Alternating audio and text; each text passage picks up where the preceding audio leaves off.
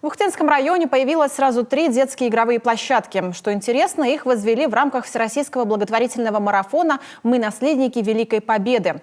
Один из комплексов установили в поселке Водный, еще один в Югоре и 3-й в самой Ухте. Виктория Науменко о том, почему это стало возможно. Не просто качели, а танк. Не горка, а вертолет. Башенки, лесенки – все в едином патриотическом стиле и камуфляжной расцветки. Очередь из малышей не только на карусель, даже на канаты. Ребятам новый комплекс уж точно пришелся по душе. На Водном у них такого еще не было. Дети очень радуются.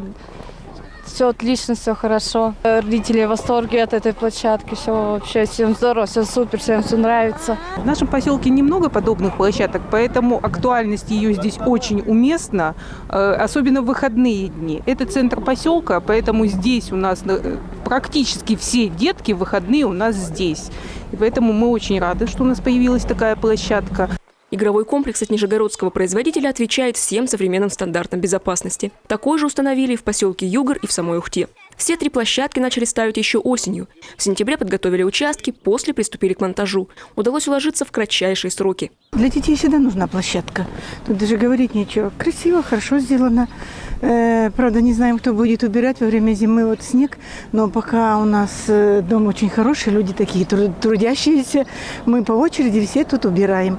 А вот за обслуживание площадок беспокоиться горожанам не стоит, заверяет мэр Ухты. Все игровые комплексы сразу были взяты на баланс городской администрации.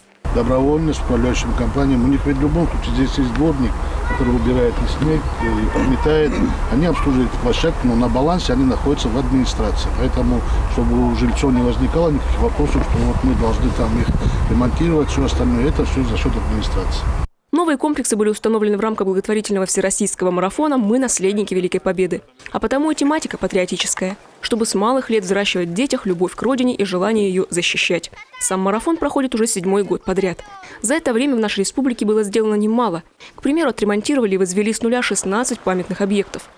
По 5 субъектам РФ у нас отремонтировано 186 объектов. Это вот как раз памятники, обелиски, места захоронений, такие памятные места погибшим в годы Великой Отечественной войны, вечные огни и так далее.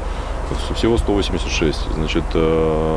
9 из них это конкретно Ухта, Ухтинский район, я уже перечислял, это Ухта, Изваиль, Боровой, Водный. Эта большая работа ведется в разных направлениях. Это и адресная помощь ветеранам Великой Отечественной войны, и восстановление захоронений советских солдат, теперь и работа с подрастающим поколением. В 2022 году все это продолжится. Виктория Науменко, Павел Лагутин, телеканал Юрган, Ухта.